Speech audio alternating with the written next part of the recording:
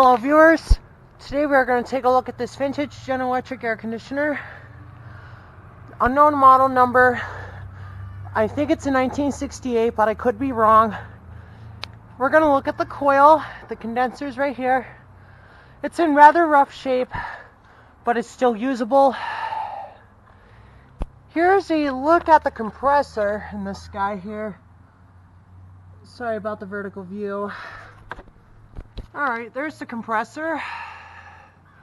Alright, it's an old reciprocating compressor. Get a little close-up of it.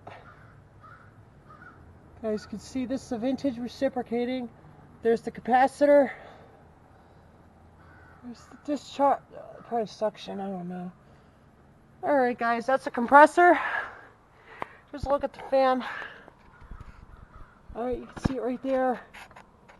Very old. Probably 50-year-old air conditioner. I think it still works. But yeah, guys, here's a look at the giant compressor. And, alright guys, I think that's going to do it for today.